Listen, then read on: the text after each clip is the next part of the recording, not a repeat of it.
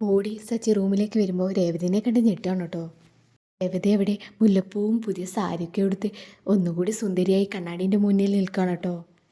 എന്നിട്ട് സച്ചി നേരെ രേവതിയുടെ അടുത്തേക്ക് വന്നിട്ട് പറയാണ്, രേവതി ഇപ്പം നിന്നെ കണ്ടു കഴിഞ്ഞാൽ പൂന്തോട്ടത്തിലെ ഒരു പൂ പോലെയുണ്ട്.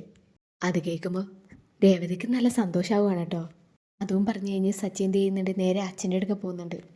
സച്ചിയുടെ അച്ഛൻ എന്ത് ചെയ്യുന്നുണ്ട്, പത്രമൊക്കെ വായിച്ച് അവിടെ ഇരിക്കുകയായിരുന്നു. അച്ഛ എല്ലാവരോടും ഒന്ന് വരാൻ പറ അച്ഛാ, പുറത്തേക്ക് വാ അച്ഛാ, എന്താ കാര്യം? അതൊക്കെ പറയാം, അച്ഛനൊന്ന് വാ. പിന്നീട് നമ്മളെ രവിയേട്ടനും എല്ലാവരും കൂടി പുറത്തേക്ക് വരികയാണ് കേട്ടോ. ആ ഒരു രംഗം കണ്ടിട്ട് രവിയേട്ടനൊക്കെ ഞെട്ടുകയാണ് കേട്ടോ. മഹേഷേ പൊക്കടാ. മഹേഷ് പൊക്കുമ്പോൾ കടയുടെ പേര് വരികയാണ്, ഇങ്ങനെ ചന്ദ്രമതി ഫ്ലവേഴ്സ് ഷോപ്പ് എന്ന് പേര് വരികയാണ്. ഇത് കാണുമ്പോൾ രവിയേട്ടന് സന്തോഷമാകുന്നുണ്ട്. സച്ചി തകർത്തടാ. അപ്പോൾ രവിയേട്ടൻ പറയണേ, സച്ചി നിന്നെ സമ്മതിച്ചടാ.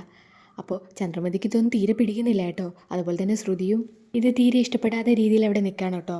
ശ്രീകാന്തിനൊക്കെ വളരെ സന്തോഷമാകുന്നുണ്ട് കേട്ടോ. അതുപോലെ വർഷയാണ് കേട്ടോ നമ്മുടെ കട ഉദ്ഘാടനം ചെയ്യുന്നത്.